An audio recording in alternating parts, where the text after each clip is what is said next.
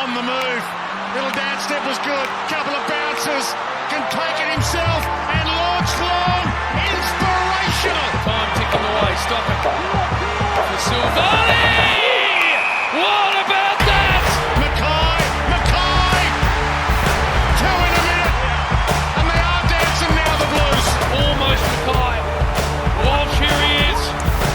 Straightens up and has delivered. Is there nothing this young man can't do?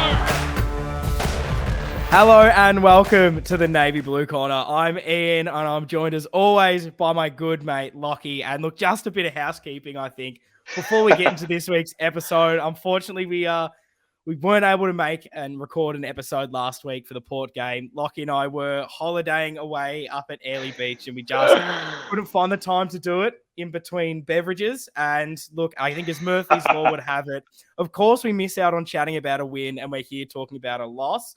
But at least we are here and we are here to chat about it. But it has been hard to get us both together. I was fortunate or unfortunate enough to actually be over there in WA for the game against Freo. And now you're back in Queensland. So it is hard to get us both in the same place at the same time. So yeah, Lockie, how you going, mate? Mate, remember when we started this thing and it was like COVID lockdowns? We were doing nothing else but preparing for the pod, recording the pod, debriefing on the pod. That was our life. We're much busier now. It's nice, but yeah, I'm sad that we missed our first week. But I'm going well, thank you. Brisbane's going very well. How are you? And how was it over in Freo? Oh, mate, it was lovely. Apart from the loss and the performance, everything else was amazing. I was lucky enough to be over there with the WA Blues and their little function that they had before the game, which was amazing at the Cam Field. Ended up being absolutely packed out. They were people waiting outside that couldn't get in, massive line. So big shout out to the WA Blues supporter group there. Got to listen to Lukey Power and Alex Silvani have a bit of a chit chat. So yeah, it was an amazing little thing. There are so many Carlton supporters over in Western Australia. It blows my mind away every time I go over. Unreal. Yeah, that's great. I'm very envious. A little less envious with the result, and your good omen has been broken about you going over there, but we will rebuild from that. Yeah, exactly. So, I mean, let's get into this. We've now had enough rounds of footy, I think, that you can start to maybe see what is a trend, what isn't, and because I think that was the big thing. The first couple of weeks, there was a couple little maybe issues underlying under there, and you kind of go, doesn't really matter. We're winning games of football. That's going to sort itself out. Looks like they've been lingering for a while. We've had a couple of losses, a couple of close games. So what are you now seeing, Lockie, that you think are trends that are an issue for us and one of the reasons why we maybe lost that game against Fremantle? It's a good question, and I do agree. We've got a bigger sample size now, and we can reflect more on these trends than just those first few games. But I mean, I still personally don't feel like I've got us worked out. I still don't feel like I know where we're going to be sitting in 3 or 4 months' time at the end of the season. But I mean, yeah, there was some pretty clear things on the weekend gone by of why we went down, and I don't want to start with the negative things and the things that have been talked about by everyone, but I guess that's a good place to start. It was pretty detrimental when Pitt went down. I thought TDK had a really good showing, especially compared to how he performed when he solo rucked a couple of weeks ago without Pitt. I thought that was not night and day in his performance, but still it showed, I guess, I think our reliance on that kind of one part of our game, and and how important Pitt is to our side, and it's really disappointing that we're going to be without him for a while now. The rucks are such an interesting thing. We obviously saw it against Gold Coast, how you take our big strength away, which were those stoppages, those centre clearances. That's where we were generating our scoring from. You take Pitt away in that Gold Coast game, we really struggled. And even though we got dominated in the hit-outs, I don't have the stats in front of me, but it was something like almost 40 hit-outs or something to 15, I think it was in the end.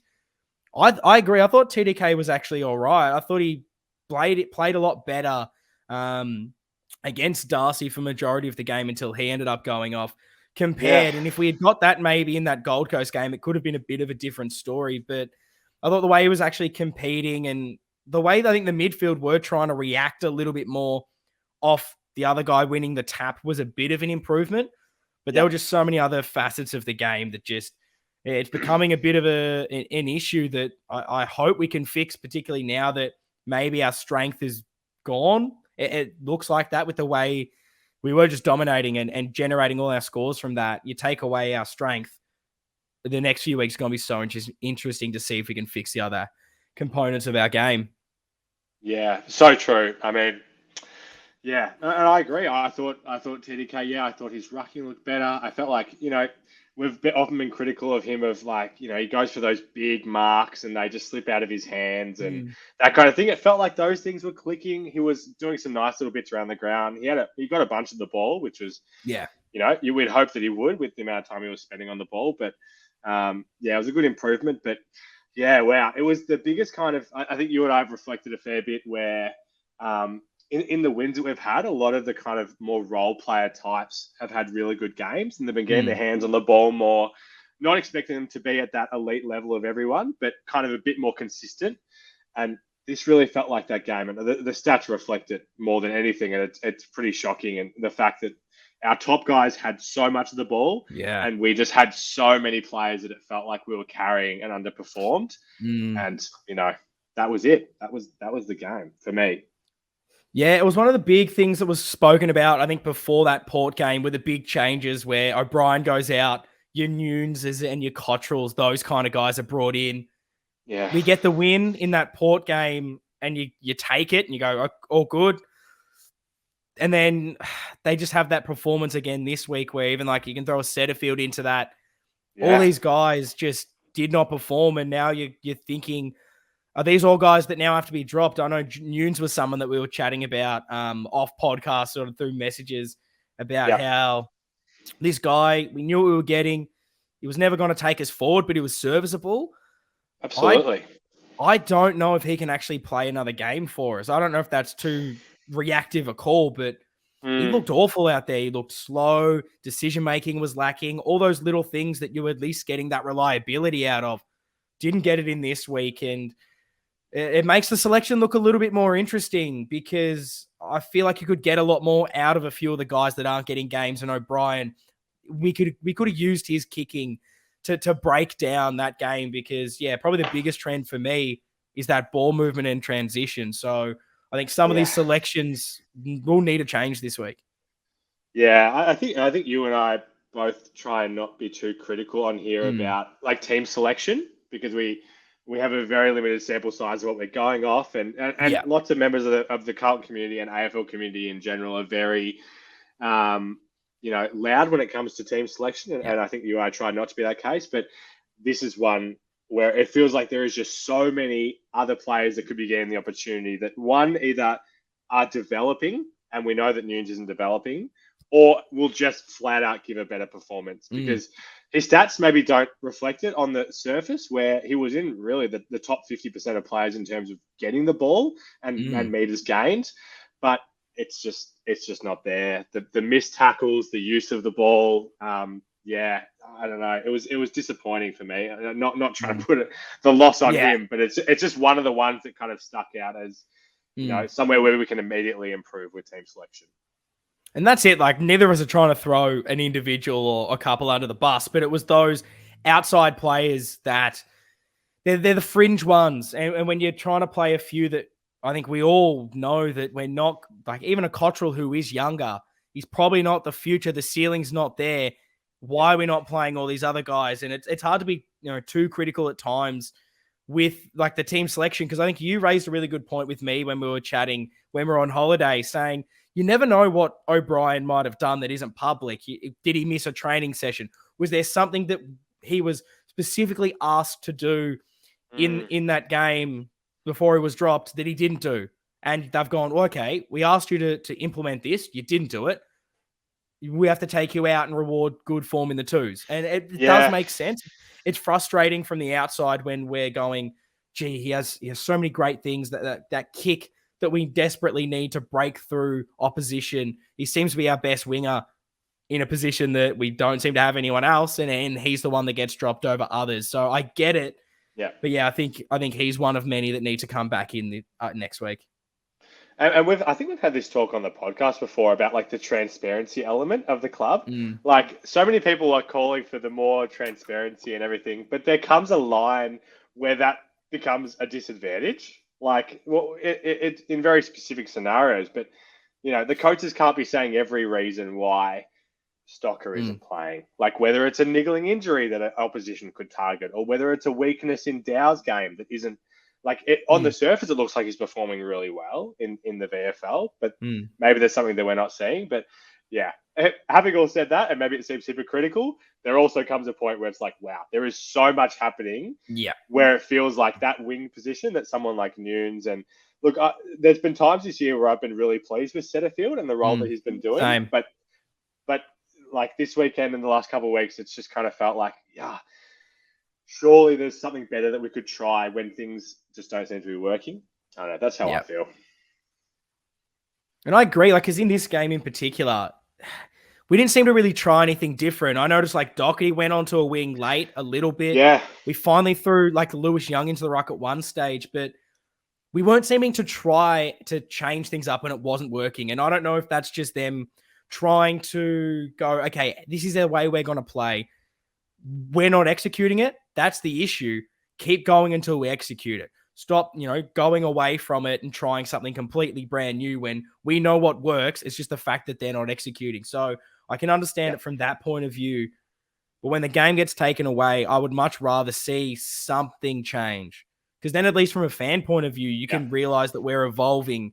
Because it seems like really since like the second half of that Doggies game, Hawthorn game onwards, the ball movement when under pressure, when our centre work has been taken away from us, disappears. And it's the big thing I want to talk on because it's now really become a trend where you cut off that corridor and we're gone. Yep. And there's nothing else there. And I was fortunate to pretty much be behind the goals at the game. So I got to see quite a bit of how teams were setting up. And I noticed really at that center square, say we have the ball kicking in, or we've got it on one side of the ground. Yeah. All Freo had to do was just lock down 3 or 4 guys on the edge of the center square. Yeah. Maybe chuck 1 or 2 in the middle of the big center square, and it was like that's the corridor locked off. And we just did not try multiple things. We didn't try to throw different guys in there to counteract this. We weren't doing those sort of dummy leads, those sacrificial leads to try and stretch players, whether it was creating a small option on the wing or drawing players away to create space. It was, okay, everyone set up on the wing near the boundary, kick it long. Every single kick in was kick it short to the pocket or just play on, and then all of it just ended up long down the line.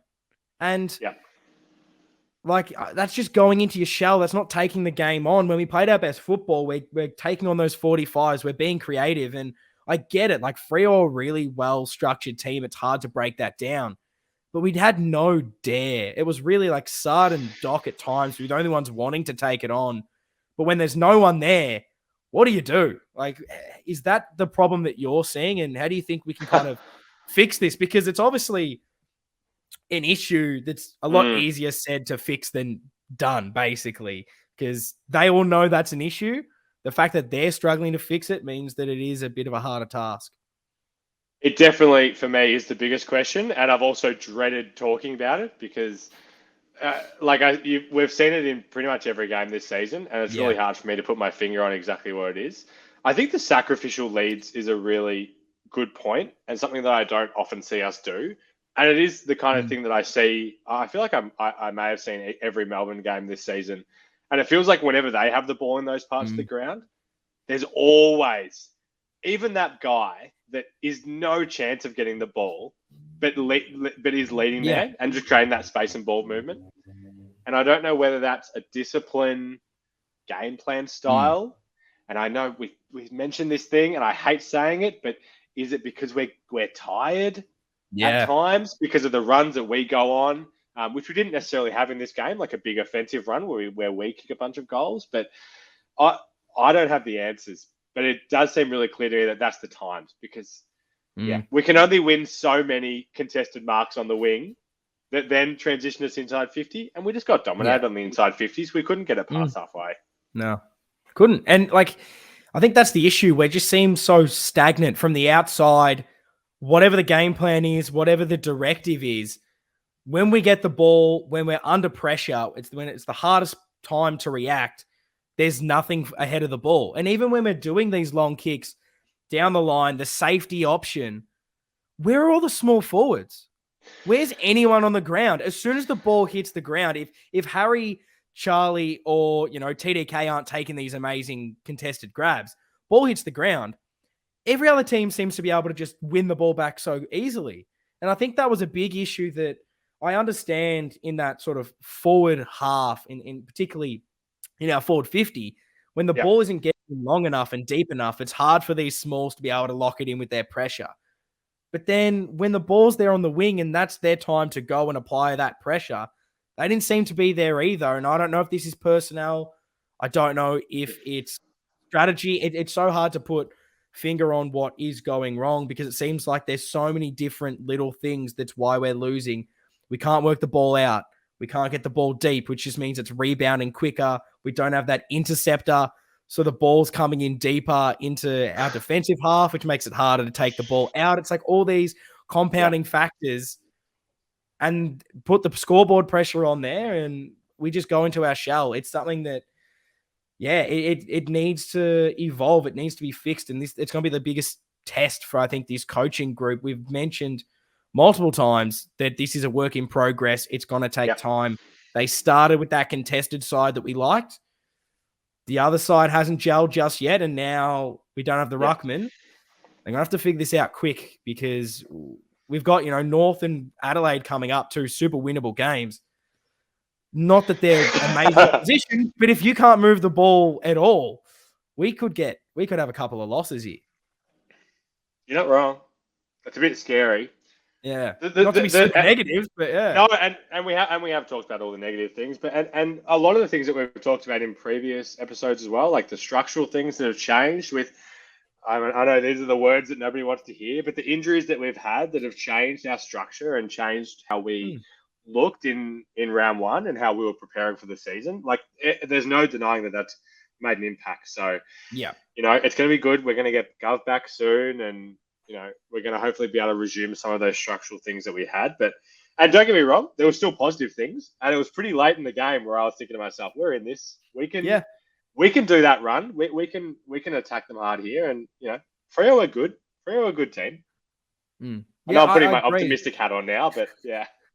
Yeah, there was that moment where I can't remember the exact time or who kicked a goal, but we just kicked a couple. And it was that moment of, gee, if we kick the next one, we're in this. Like, we're right back in this. And I had that feeling deep down. And maybe it was because I was there in the last 2 times. The only 2 times I've been over to see Carlton play live over there, we've managed to win. And we've had so many close games against Freo.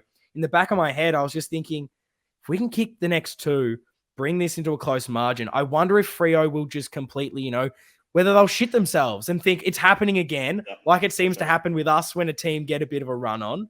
We go, oh no, it's happening again. The pressure comes and you end up conceding and losing. But ultimately, I think the nail in the coffin was that Zachy Williams mistake where he just kicks it straight to the opposition. They get an easy goal. And that's sort of pretty much it. It's annoying that it comes down to like just an individual error, but we weren't putting ourselves in the right positions to win that game. And structure was something I did want to touch on, and it's a bit of a question from this. So bear with me while I get to that question. But you mentioned the structure, and we've chatted about it a bit on this podcast the last few weeks, is, you don't have McDonald, who is your second best key defender. He's the guy that was meant to be the general. So I think your Wiedering could maybe do a bit more higher up the ground. You then don't have Gov, who was that interceptor. He's the one that was rebounding, winning the ball high to protecting the rest of the back 6 and taking on those risky 45s. One of the best kicks in our game. You take away Pitternet, which is where our ruck dominance was, where our clearance dominance, all the scoring that everyone's been talking about. I've never heard so many stats about scoring in a season from all the media and where that's generated from. But that was our thing. And then you take that away, it looks like we struggle quite a lot. So my question off that is, I get it. Injuries are going to happen, and you lose your structure. You might not be as good as you should be. But should we be relying on, I guess, a system and implementing a system that is so reliant on one or two key individuals that it seems clear to me that the backup can't give you anywhere near the same dominance. You take Pitt away, we don't have another physical ruckman to play that way. Yeah. We've lost Gov, and no one else has played an intercept role. We've brought in Parks, doesn't play intercept. Plowman doesn't play intercept. Haven't given Brody Kemp a go. Can he play it? Like we seem to have lost these key cogs and then just not replace them. So is that an issue for you that we've gone down the road of this game plan that is just so stringent on like two people staying fit? Gee, mate, $1 million question. I agree. I mean, it's the challenging part of that for me is I think that kind of structure and game plan theoretically, when we saw it in the preseason and we were thinking about, you and I were talking about like Gov moving down back and what that can bring, and this midfield that is so far heightened from last year with Ches and Hewitt in there, that it all did sound great theoretically.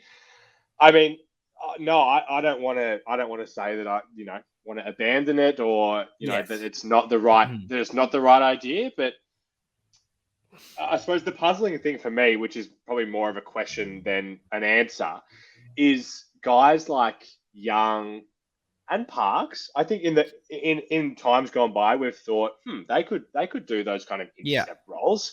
We can see them doing that. Like Marchbank when he comes back, like we've got those players that can be those intercept guys, but we're not doing it.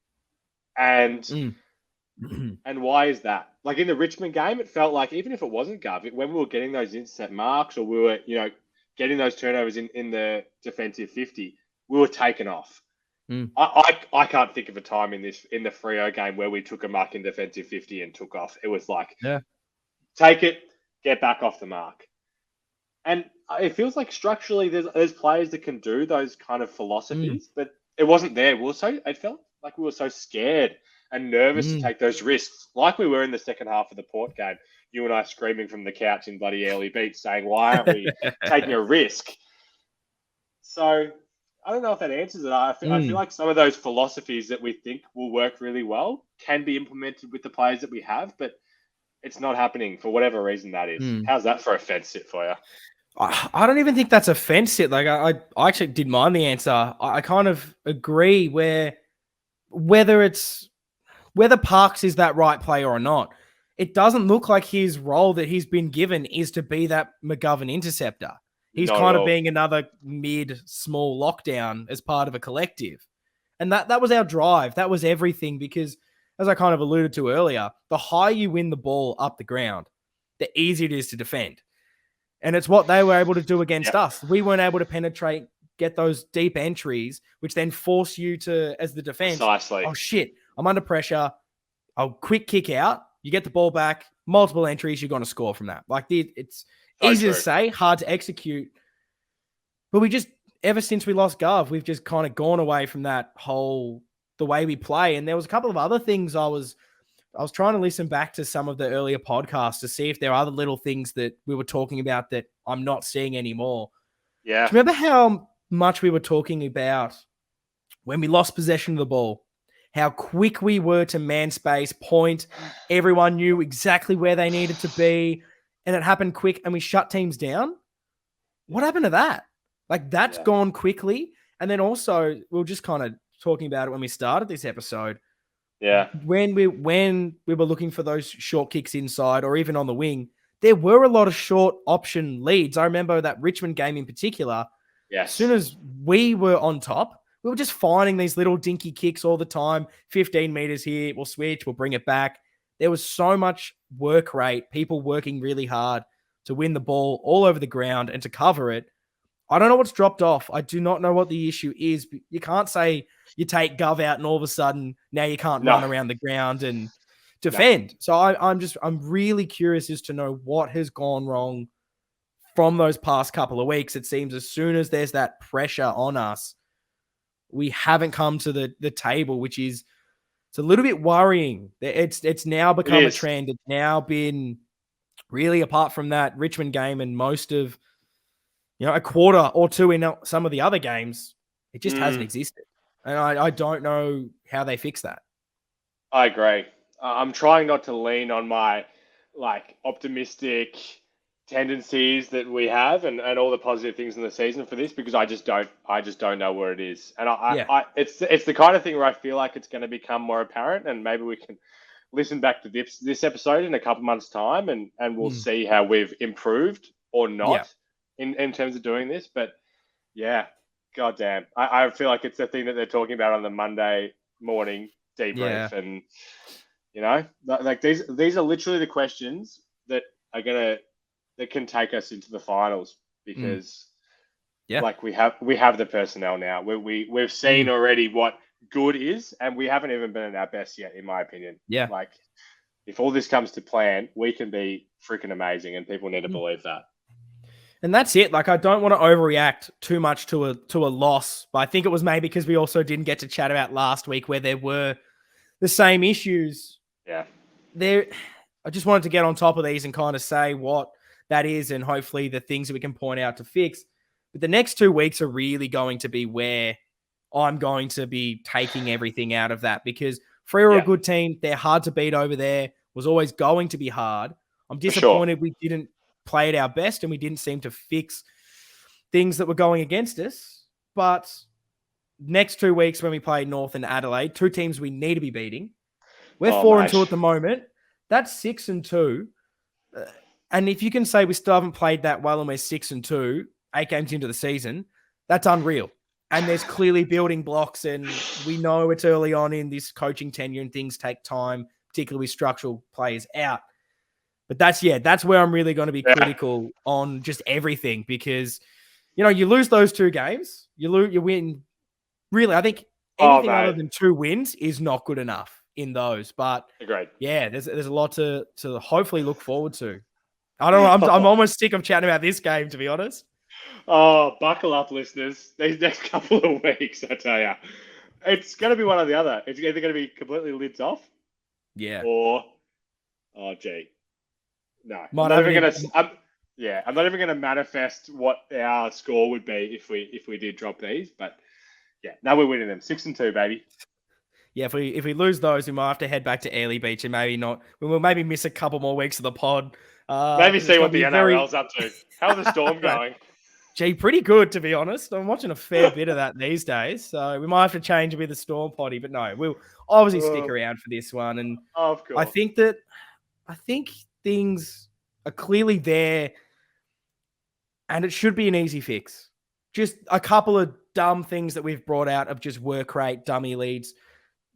That is Yeah. an easy fix to some degree. There's obviously a lot more to it, but I think we can fix a couple of these. And one was really interesting that I didn't really think about until the week before when I heard what Lee Montagna said on, I think he was a guest on 360, and it was Mm, something I tried to watch a bit more on the Freo game, and he was basically saying, and maybe this is a bit of a positive in one way, sure. we looked like Melbourne in 2019. Our big issue was all our midfield was just getting drawn to the contest. When the ball was there on the wing to be won, there's a bit of a scrap. If there's about 4 or something players behind it, all of us run to the ball. And so you can Yeah. look at that and go on the positive of, okay, Vossi's clearly trying to set standards of we need to be hard at the football. What have we not been for the past 10 years? We've been a pretty soft team. We have not wanted to put our head over the ball. We haven't wanted to chase. That's changing. Every single player, I want to see you go for it. We might have overcorrected a little bit too hard, where then all these players, you can see them. They all rush to the contest or rush along where the ball is going, along that wing. And then Mm, unfortunately, because all of them are going, no one's staying back. If the opposition win the ball, bang, straight inboard. They've got the players. And that's why we're getting hurt on that transition as well. So it was an interesting thing that Montagna was mm. saying. That's exactly what Melbourne was struggling with in 2019. They were able to fix it. And look, we see where they are now. So if you want to draw a comparison, one of the Oh, best mate. ones to have. But these are things that can be fixed. It's not like, oh no, throw the baby out with the bathwater, get a new coach. This is all disaster. Yeah. These things are fixable. And it's just about trying to get them sorted, I think, as soon as possible. Because, you're With looking you. at the top 8. There's teams that are performing below us. Our percentage is pretty lacking at the moment. we're going to start to be needing to fix these pretty quickly. But I just thought that was a really interesting bit of I analysis love it. from. Yeah, no, I love it. I love it. And you mentioned before about the overreacting piece. Like, yeah, look, we overreact to a loss, and it's hard to in these moments remember all the amazing positives that we've had. Yeah. And like, what is this team? Like, I know Port Adelaide aren't the best team in the world, but they won by 80 on the weekend. And if we can do anything close to what we did in the first half against them, what was the stat? Our biggest first half in 10 years Since or something? 2012. Mate, you and I were obviously on the couch, up and early watching that. We're going nuts. If we can do anything similar to that moving forward, and like you said, it just doesn't feel like they are huge changes to be able to do that. It's positive. I agree. And I think the big thing we have seen is just how good our best is. It is some of the best in the AFL, the way we're able to move the ball and score quickly from it. And even in this, like I don't have them at the moment, but Pommy chucked up a bunch of stats on Twitter talking about, and one of them was kind of talking about how we don't seem to get like a lot of the ball that quickly translates into some of our scoring efforts, like inside 50. Yeah. We don't seem to get a lot of inside 50s, maybe compared to other teams, but we seem to still score well from that. That's a really strong positive, being able to hit them. You get more of the ball in those dangerous areas. You're going to see us hopefully fly past teams. So there are still some positives in there. So did you want to chat about any, I guess, individual performers or anything that you did see as a bit of a positive in the game on the weekend? For sure. Plenty of positives. Which is the good one to start with? I mean, you would have experienced it at the game. Gee, I thought the fans were going to get pretty sick of booing Chera every single disposal. Like, when do you stop? Yeah. Like 20, 25, 30? Like, just give it up. Because, man, I thought he really turned it on against the old team for me. Yeah, look, I was obviously at the game. That was probably the most vocal I was getting personally when Chera was getting the ball. I remember the first time they booed him, and I just obnoxiously yelled out, You're going to be doing that a lot today, boys, because he's going to get plenty of it. And he did. They were booing a lot. I heard a lot of boos because he was just absolutely dominating out there. But that was a good thing. And I love getting around our own players when I'm in enemy territory and there's maybe not as many Carlton supporters, even though I think there was plenty of us. As soon as Chera got the ball, mate, I'm up there clapping him. Like, it's only one bloke compared to all the bloody Freo supporters, but I love it. I love that little bit of the game. But I thought Chera was really good. It easily could have gone, who knows? He's a young player in those conditions that hasn't been in before. Pretty hostile. The crowd are going at you. Can easily go into your shell. You never know if the opposition players are going to start really getting into you. I don't really think they did, to be honest. I thought he held himself really, really well. I thought he was definitely one of our better players. Yeah, no, I agree. It was something going in for me as well. I was like, how is this going to go? It's going to either go one or two ways, a game like this or really going into his shell. So, God, he's just, I feel like he's such a calming presence on the field. I love that he's just another one of those players that we can get the ball to and rely on him around stoppages and the like. So, that was really positive. But I don't know, was he your best for us, or did you have any Brownlow contenders above him? Yeah, unfortunately, I don't even think Chera made my votes. Unfortunately, Wow. we might get to that at some stage. Are we going to disagree? It's about time. But yeah, I think who you're alluding to is Mr. Chaz Cripps. He was unbelievable again. I couldn't even. I saw his stats after the game, and I was like, "Oh shit!" I didn't realize he kicked that many goals. Like, he was really, really good. Yeah, I just almost forgot half of what happened in that game, but he was really instrumental. He seems to be that player now that he stands up, and when you need a goal, when you need a bit of magic, he seems to be the one that helps lift things. So we are getting a little bit back to, I think, some individual efforts and players being the reason we play a little bit better in patches.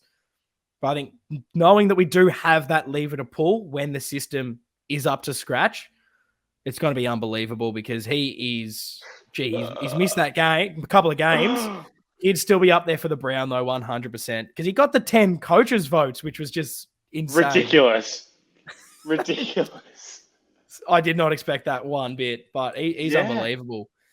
I was shocked when I saw that too. Yeah, the goal snuck up on me, like you said, clearances, tackles, like it always is, and like the chase down tackles, like for Yeah, holding the ball, like he's back to where his have you best. been? Where have you been? I'm just so here for it. I love it. Yeah, I guess another little bit of a positive from a player was the big threat, honestly, going into that game was your Taberner in form, kicked a bag the week before. Yep. Didn't see him. I said in the post, someone Yep. check Alex Silvani's pocket. I checked. Buddy Franklin's still in there. Someone needs to check Jacob Wiedering's pocket because there's a Matty Taberner in there. I don't reckon he even touched the ball. He had like one free kick, missed it, dominated. Absolutely cleaned him up. I thought Wiedering was one of our better players for just the Yeah, role he was able to do in that back line when the ball was coming in there so much. totally agree. Yeah, you're right. It was, yeah, it felt like a bit of an avalanche at times with what they was having to deal with down back, and yeah, I agree. It's so good. And G, oh man, Larky this week. I know we're not talking about next week yet, but oh, please give that man a bath, Jacob. Oh, I'd love it. Please, 0 goals. God, I'm so here for that. I will be all over North's post if that's the case. That'll be beautiful. So I guess, do you have any other kind of positives before I maybe touch on a few more negatives to end the game chat? Look, I honestly, we've kind of covered the 3 positives, the big positives for me. I mean, obviously Walsh, obviously Doc, and obviously Hewitt were all, but we know what we get from these guys now. Like, we know what we're getting. They're getting the ball a ton. They're making good decisions. They're being calm. They're setting us up, and we need more blokes to be channeling what they're bringing. But yeah, they're all the big standouts for me. No, I agree. So I guess while we've gone positive, there are still a couple of other things I wanted to touch on from the game. One of those is a really small thing, but it seems to be another trend that has kind of passed over from last season where there's, and I don't think he necessarily had the best game, but it was kind of the point that it brings here is how many times do we know what a team is going to do in the back half? We know they have an interceptor. They know where they want to rebound from, and we don't deal with it. For pretty much most of that game, we know Ryan down there is one of the best, interceptors. He's an absolute good gun footballer down there. Yep. Did you know who was on him for, I reckon, 90% of that game? No. Corey Durden. Oh, Corey yeah, Durden okay. was, Yep, that rings a bell. Yep. I don't know what we're attempting to do there, but it didn't seem like we were trying to nullify the thing that we know to stop. And now maybe I'm wrong. Maybe the idea, because I've tried to think about this, maybe the idea was, okay, we'll try to make him accountable by Durden pushing up the ground, making him have to follow him, that pace, and having to maybe just tire him out. Maybe that was the idea. And maybe we didn't have that Silvani to play that little bit taller there to deal with it. But it just seems silly again where they're getting so many intercept marks. Their tools are just, we're not getting the ball down there. They're chucking the wall back. And it was Corey Durden on their best interceptor. That just didn't sit right for me as, again, another week where, like a CJ, no one really does anything different to prevent his run. It just felt like we kind of did that again this week, which is, I guess, a bit disappointing where I'm not seeing this strategic game day tweaking of things to get us playing better football. And yeah, it's another, I think, disappointing trend for me in that space. Yeah, I agree. God, I completely forgot that Sauce was another one that wasn't there on the weekend. Yeah. Do you feel like that's?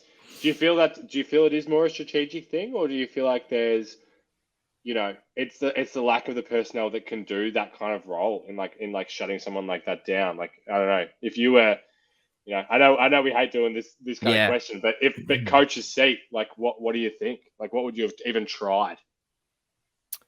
Well, I think if you're trying to do that, like, is Martin a better person because he's a bit taller and he can jump? Like, is that a better option?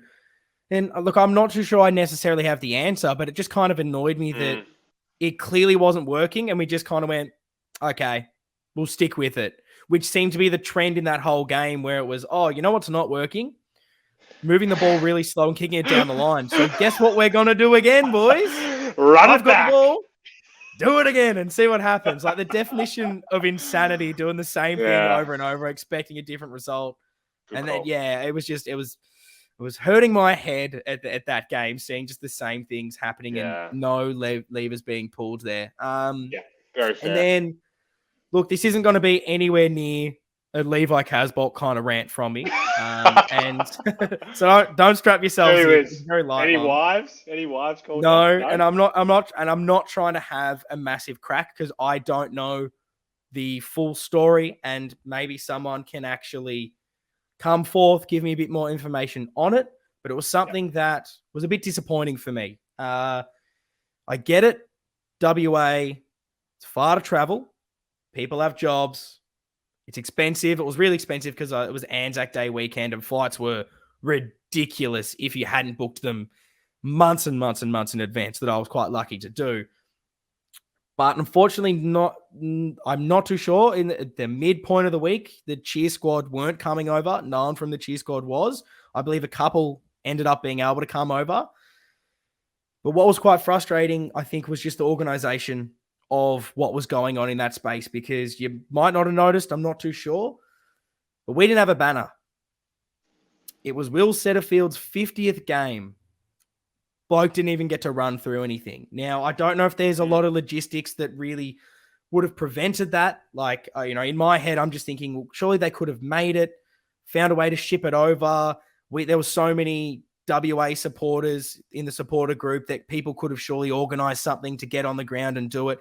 Maybe that's just not possible. Maybe we don't, no one can get that pass to be able to go onto the ground. And maybe this is a bit of a kick at the club as well for not stepping in and dealing with this as well, because should it be on the cheer squad to try and have to sort all of this out if they can't travel, or should the club step in and just get something like a banner that every single club have and find a way and just, all the big suits that have flown over, how about you get down there and put the banner up if no one else can, is allowed to go on the ground. So I think that just kind of annoyed me a little bit, where it's a little thing, but it's like, come on.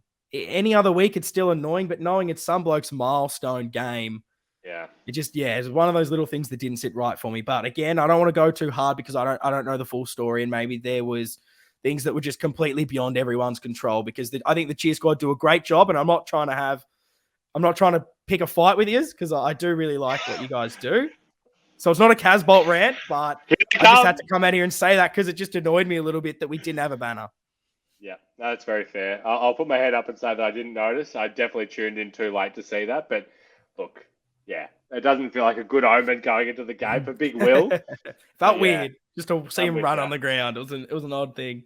I'm with you. Yeah, so we'll get on to some more positivity here. And that is the vote. So fan votes, geez, this was very tight. Missing out on a vote, which we don't normally do, but there was one vote between these two. So missing out was Doherty. He had 11 votes, missed out. And then pipping him by one with 12 votes to get the one from the fans was Adam Sard, who I thought just, again, tried hard, did everything he needed to do in that game. You're always going to get the effort from him. Thought he was great. 2 goes to Adam Chera on 16 votes. Again, played a terrific game. We've touched on him a bit. Wow. So Chera got 16. Cripper, obviously the best on ground, 48 votes. A big difference. He got every single 3 from the fans. So those are your 3. Lockie, we're the same as the fans out there, or do you have anyone different?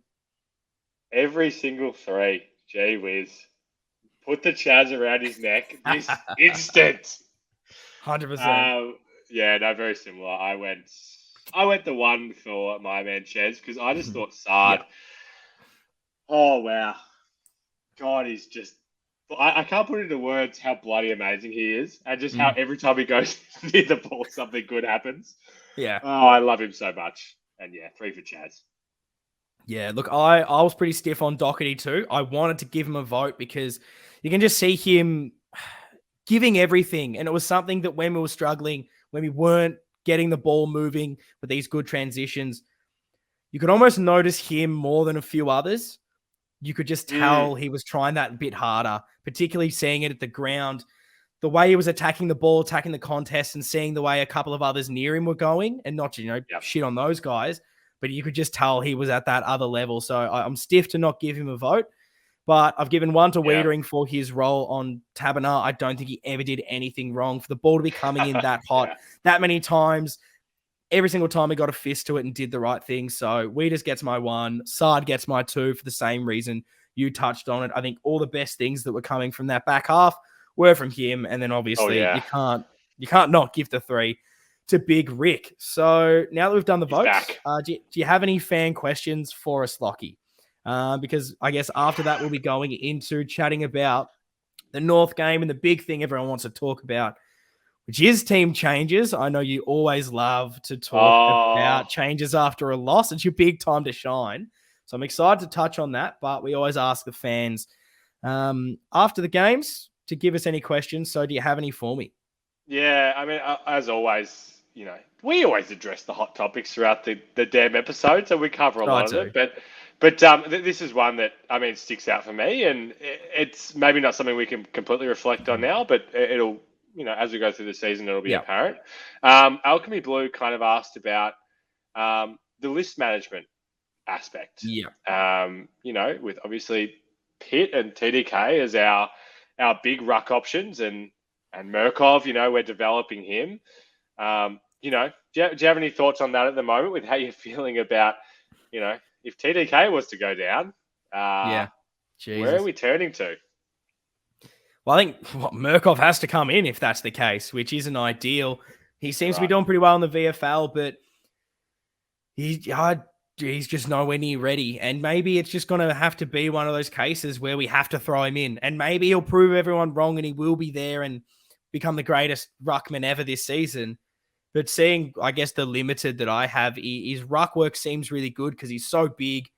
Seems to be able to win the taps, hit it out to advantage, and do all those lovely things from the center bounces, and even around the ground he seems okay. But I don't think he has the tank. Like watching that St Kilda game in preseason, he seemed to be gassed after about 2 minutes. And I worry his work around the ground and tracking and those sort of aspects are going to be where he drops off a lot compared to others. But it's been a big question for, I think, years. Ever since Cruiser, I guess, was retired, it was, okay, we've bought in, we got Andy Phillips, sweet. And then it was, overcomes big Brad. That's perfect. We got TDK Brewing there as the understudy. Yeah. Levi, is he then the next ruckman that we had? And we take him away. We bring in a Lewis Young. Then we get some interest to the back line, so you can't really throw Lewis Young into the ruck. On the weekend, I mean, we all would have probably seen it. Will Setterfield was in the ruck for we love that. Near the end, that's when you can tell, Jesus, we have no one else to go in the ruck if Setterfield's having to go in there. The poor guy. 50th game. Have fun, mate. Jump in there. Yeah, and, happy milestone. Having no Silvani, who's been some that chops out. It's clearly a list deficiency. I think we chatted about it start of the season. I was pretty keen to try to get someone else. I know you were pretty big on just getting Laddams to the team, to the club, which would have looked absolutely beautiful. I was trying to get someone that was maybe a little bit cheaper, thinking if he's going to Sydney, gee, that Sinclair, if he's still about, if he's fit, he's not getting a game there behind him and Hickey. They got Naismith as well, who's always injured. Maybe Sinclair's worth throwing a 4th round pick saying, hey, you'll be a backup ruckman if an injury happens. But yeah, I mean, we've backed ourselves into a hole now where who do you got? TDK goes down, and it's Murkov, Young, Sauce, Setterfield. So do you have anything else you can kind of think of? Anyone else you'd maybe want to see go in there? Like what do we do at this stage? Is this wait till mid-season and grab someone, or where are you thinking the whole ruck scenario is going to go now that Pitt's out for months? God. Yeah. I mean, it goes back to me before about what you were saying earlier about, us focusing on that game style and whether we had the personnel to be able to do it, because obviously this risk was there and they would have thought about this. And we know TDK, like they've both missed, a bunch of games here and there when they've been playing. We know that they're not, they don't have complete perfect health. And we can't rely on that to be the case. Like we knew that coming in, and the coaches did. So, do I have any other options? God no. We'll see. Maybe Murkoff will surprise us when he comes in. Yeah, who knows? rise to the occasion.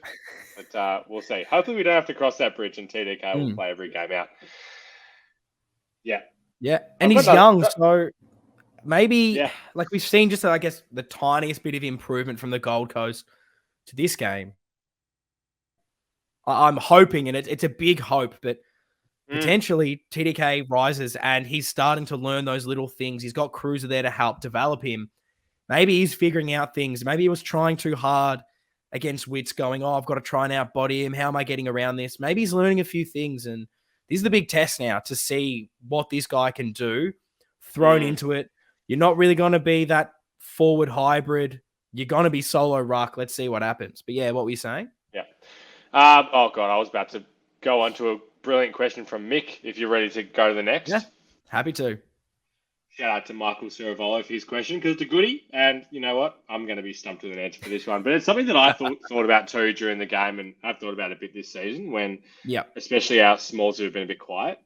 So I'll read what he said. Our entry inside 50 was not great again, which I agree with the limited inside 50s we had. If you look at teams like Melbourne and Richmond, they hit their smalls on the lead, and I can't remember the last time that we did that. And Freo were doing it with Schultz. So is it that our players are not creative enough, or are we too focused on Harry and Charlie? I've definitely felt that that focus on going to those guys at stages in every game this season. And yeah, I mean, it's a good point. Do you have any immediate thoughts on that? It probably kind of goes back to, I mean, almost every point that we've made about what is going wrong so far. And it seems to be, whether it's work rate or what, like people aren't running and creating space for one another. What was the issue we had? Hawks and Port game. Harry and Charlie. Put it on my head. I'm not leading up to the ball. Kick it long. It's an issue. Yeah. And if the forwards aren't doing it, and then the smalls aren't doing it, it's stagnant. And I feel like it's a big issue across the board. It's not just the small forwards. It seems to be like no one is working hard to create different leads. And maybe that's just a continuity thing. These guys need games to understand where others are moving in that forward line, because, you know, Harry and Charlie haven't played many games together. Durden hasn't played many AFL games, neither's always. Fisher and Martin, everyone's been so in and out of this team. It may be just the cohesion's not there at the moment. But I do agree with you, even just talking about the big forwards as well. How often do we actually hit anyone up on a lead, uncontested mark inside 50? Yeah. It seems like all our marks, all our goals are always from a contested grab. Doesn't seem like there's ever these little short kicks. All of a sudden, we've ripped teams open. There we go, on the lead. So yeah, that's a really good point, because it is something that the best teams do it. Best teams are able to create space for their forwards to run into. And yeah, if we're struggling to move the ball forward, if they're there creating even higher up the ground, it gives us something. It gives us something that's just not there at the moment. That feels more game plan to me than anything, because I like, in a personnel wise from our midfield, like it's there. Like players like Ches, Walsh, Sarden, Doc, if they're running past for the handball, like they're the guys that could do these spearing passes onto a lead, and we know that they can do it. So that's why it feels more like directive, when it's like, well, yeah, you know, it doesn't feel like the forwards are leading, but why? But why? Gosh. Oh, there's more questions than answers out of this goddamn pod every freaking time. Because all I want to do is just get into the minds. Why is it? I'd absolutely love to be a fly on the wall in these team meetings and trying to figure out what they're trying to do, and whether is the coaching not up to scratch, or are the players just not executing. I'd love to know exactly where it sits. I think it's maybe a bit of both, where things aren't 100% gelling just yet.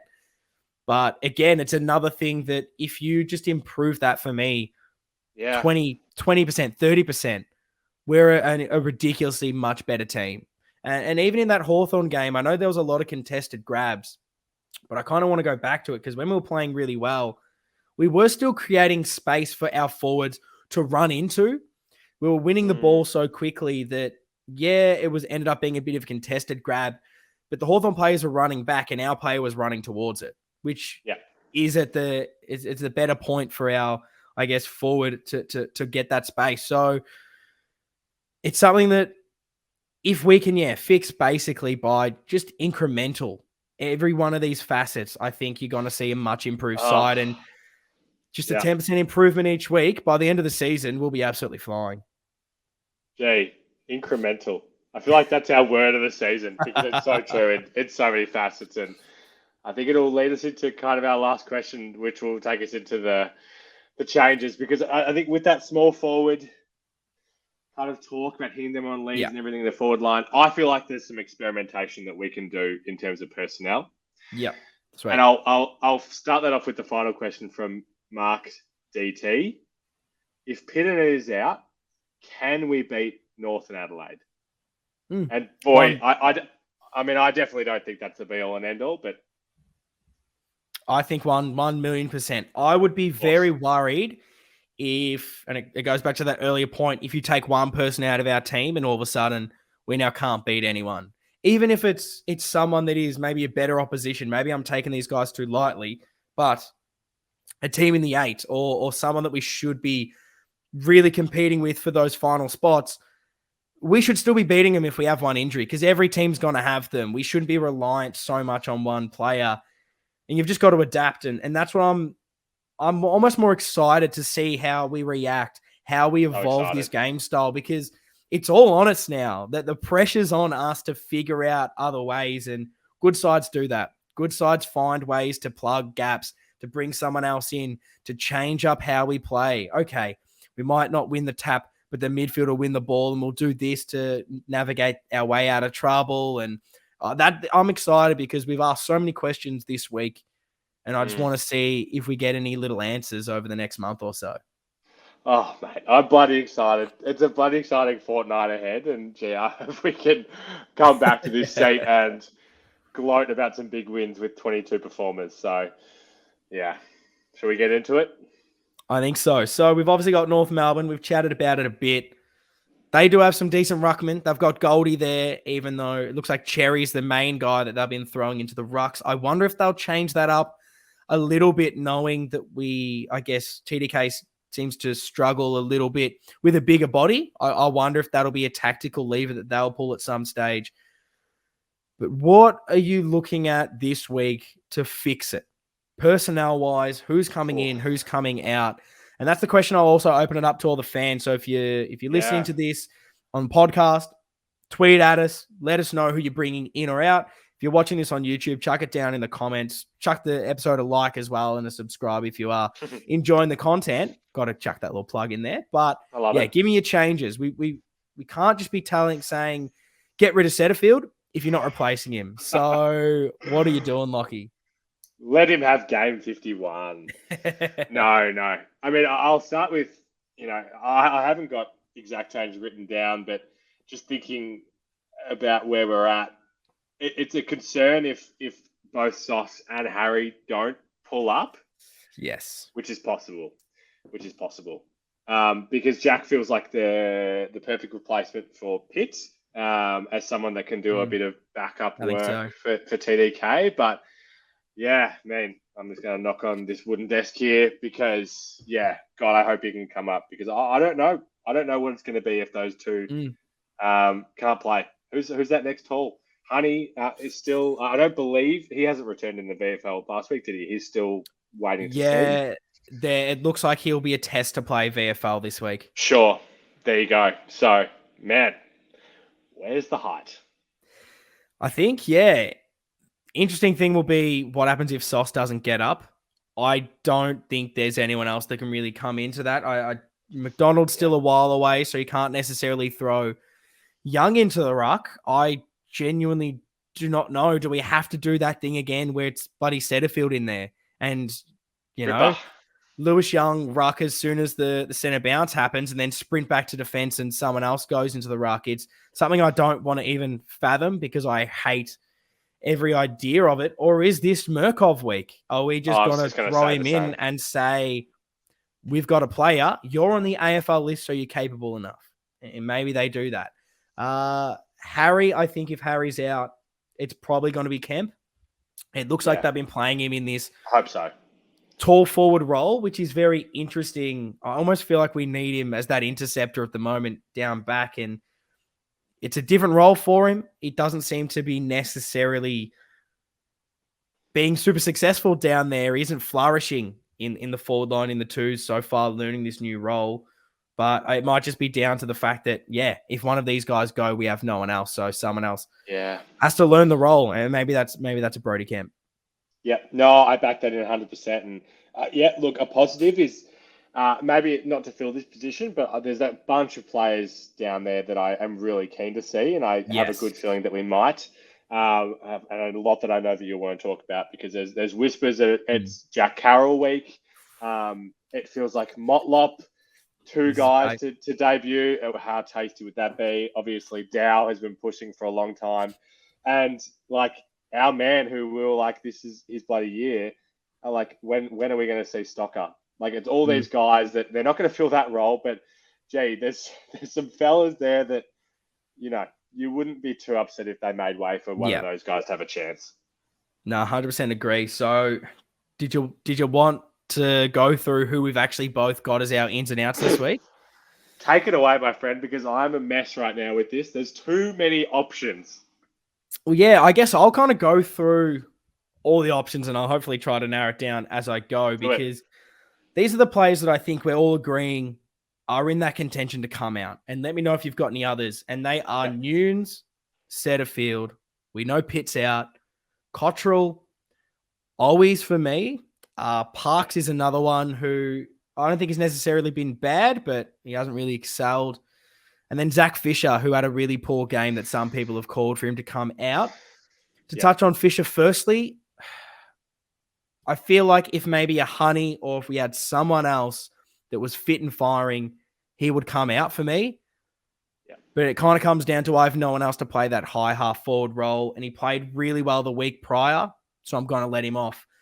Yep. But the guys to come in, O'Brien, Kennedy, Silvani, Carroll, Motlop, Stocker, and then another one that people don't love, but who killed us on the weekend? If you were to say one player, we just did not manage him, who would that be? I reckon he might be one of your favourite players.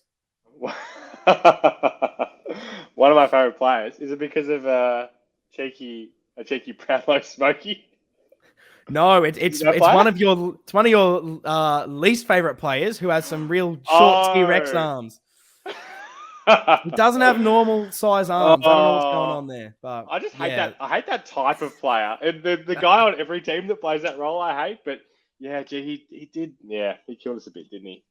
Yeah, it's never good to see. Those little small forward pests are not good. And Schultze, I think, dominated us a little bit there. But then you even throw in a Plowman, and don't hit me for saying it. I know everyone will be typing their responses in the comment section already. But again, it's another time a small forward's got on top of us.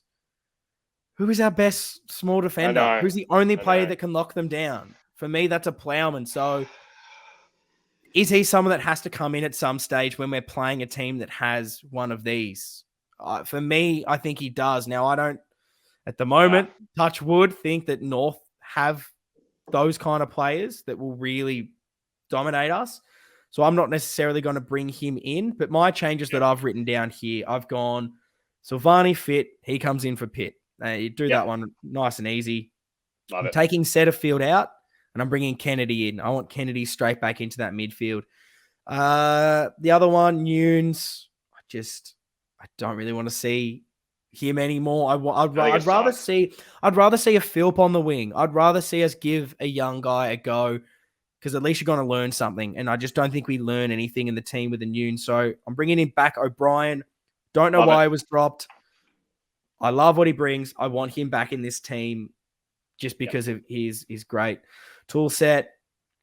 Cottrell comes out, another one that is maybe not necessarily an older player. I just don't think he's going to do anything better than what we've seen. And so for him, I'm bringing in Jack Carroll. I don't necessarily know where I want to see this guy play. Does he get time on the wing? Is he half forward? Does he get midfield minutes? I'm not too sure. But where I want to structure my wings, O'Brien on one, I don't think you even need to take him onto the interchange bench. I'm pretty sure he's done that before. My other wing is Chera, Walsh.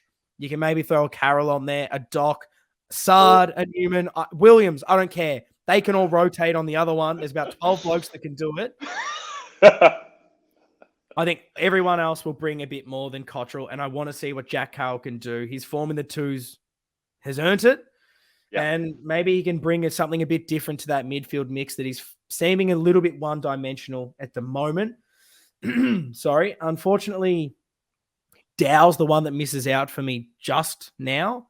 I do think his burst from stoppage is something our midfield's missing a little bit, but I would like to give him one more week or two to really knock that door down before he comes back in, just because I think Kennedy, if he's right, Kennedy comes in. But hey, if Kennedy isn't right, Dowie get your chance. My last two changes, I know there's been heaps already.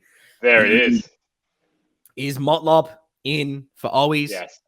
Yeah. I think it's his time. Some water. Oh, I'm struggling. See, I don't know what's going on. I think Perth's giving me COVID.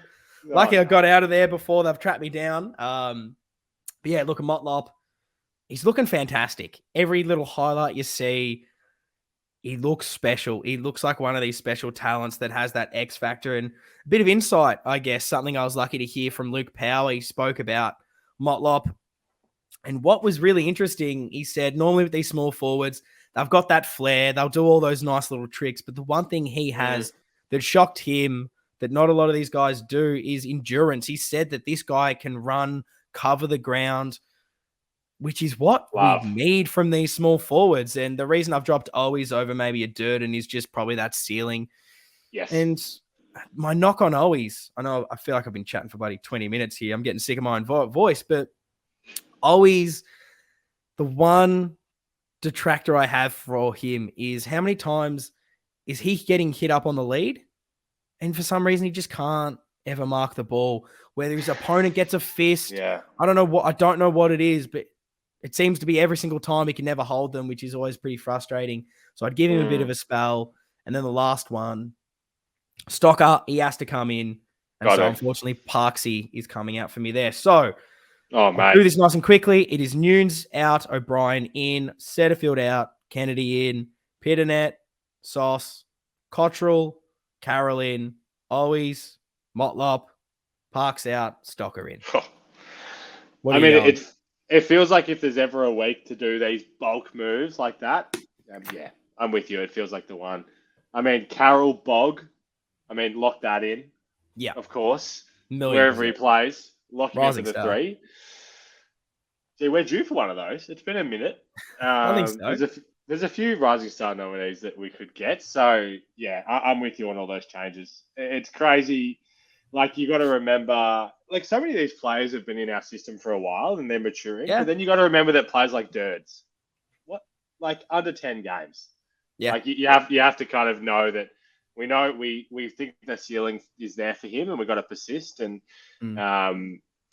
so it's, you have to make those hard calls. And I think always is a good one for that, to give Motlop a chance. And yeah, I like it. I'm not a big advocate for bulk changes, but every one of those speaks to me. So I'm just going to put a big old thumbs up on it. And I honestly think as well, sometimes you and I go for our perfect changes and not what we think the club will do. It wouldn't surprise me if what actually happens is quite similar to that. Yeah, like maybe it's too many. Maybe that is just ridiculous to have that many guys there, but I think everyone I've named to come out for me, I wouldn't have them in my best 22 if I was picking it now. So that's maybe why there's so many coming out. And I think we have options to bring in, which is probably the positive. And we've even got, a Plowman that I think can come in and step up in that back line, a Kemp that I think can come in, step up down there, and a Dow that I haven't maybe mentioned. So I guess I'll ask. I got three little quick questions for you on the back of this. Is Dow someone that you'd want to see come in? Or do you think that's just too many midfielders in that mix? Would you rather see a Carroll over him at this stage? Yeah, it would. It's a tough question. If we think about the midfield mix that we've been rolling with and been very happy with like that's not changing, and we would say, doubt wouldn't have been in there previously. So it probably would be Carroll for me because it's something different. We don't know exactly what we're going to get at the AFL level. So, Yeah. I'm very confident we're going to see Dow at some point this season and he'll get his chance, but it doesn't feel like now for me. Yeah, cool. I think I agree with that one. Then an interesting one is Liam Stocker. I think it sounds like he's going to come back in. Another really amazing performance from him. Do you think he's a bit wasted in the role we are playing him in at the moment? Just because it seems like we've got so many of these halfback, small defenders that aren't necessarily that amazing at locking down. They're okay with their defensive work, but they're so good at creating. And is that maybe what our midfield needs at the moment? I know he's not fast, and I think we do lack a bit of pace in there currently to burst away, but just his skills. I feel like if he comes in, I want to see him spend some time in the middle. Maybe this is too much. Maybe I'm going too harsh. But I do worry with a player like him that we're wasting him over maybe a guy like a Kennedy that I think the ceiling I have for a stock is higher. And it just worries me that, who knows, maybe a club at the end of this season goes, hey, Stocker, we can offer you midfield time. You're not getting it at Carlton. And maybe you turn his head. Maybe that's too hard. Maybe that's a ridiculous call. But knowing the talent that this guy has and how much we all love him, I just wonder when that evolution is going to happen because it seems to be a hard midfield to get into right now. Yeah, no, I think it's perfectly reasonable to put that out there. I haven't paid the closest attention to how we've been going in the VFL and where players have been used. Yeah. But my understanding is that he is being used in that backline role that we would think he'd be playing at AFL level. And that's the hard thing, I suppose. If that's what he's been working on, his craft down there, and we know he was doing that last year, it feels like it makes sense that he would come into the team and do that. But on this is what a fenced answer where it definitely feels like we're wasting him if he's not going to be there at some point because we've always hoped that he's going to be that midfield guy. But it also is hard when it feels like one of our strengths is all of these guys. And if Kennedy's our fourth, basically our fifth best midfielder in there, and he's been playing amazing when healthy, it's like, what do you do? So, yeah. I don't think we see him in the midfield for a little bit, but if they chuck him in there, I'll be stoked. Yeah, at least at some end, it's a positive because we have another option to go through there if things aren't going our way. But I'll try to end this one on a bit more of a lighter note. We call this game the Carlton North Melbourne one. For us, this is the Digby Memorial Cup. Bless the great man. He's not dead, so I don't know why I said memorial, but we'll say that's what it is. But it's been turned into the Mackay Bowl, except once again, don't start me on this. Ben has got suspended. Harry's under an injury cloud. What is it? 7 years these guys have been in the AFL system, have not played against each other. I know there's this joke of, they're the same person. There's only one of them. But this is beyond ridiculous now. What do you mean, joke? What is happening? How are they? Is there some bet going on in the family? Like, are the parents gone, there is no chance that you two are ever playing on each other? Like, I just cannot fathom how it's been this many years. Yeah, I wouldn't say it's a joke. I'd say it's a reality of things. And yeah, I guess I'm excited to see the lengths and the extent that it will get to in years to come because they can't keep getting suspended, can't keep getting injured. Like, where does it end? I suppose that's the exciting part.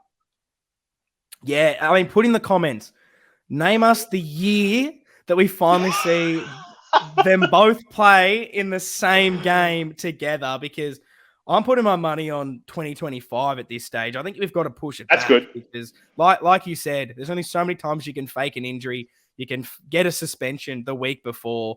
This is beyond ludicrous now. Like it started to be a bit of a joke last year. If they do this again next year, I think there needs to be a full inquest, an independent inquest into why the Mackay twins are not playing against each other every single year, because this is the serious stuff that needs to get covered in the AFL. Forget trying to find a new CEO. That's the real stuff right there.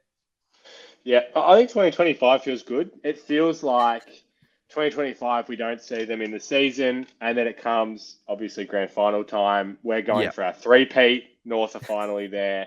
Finally, the meeting in the grand final for the three-peat. Feels good. I'm going to manifest that.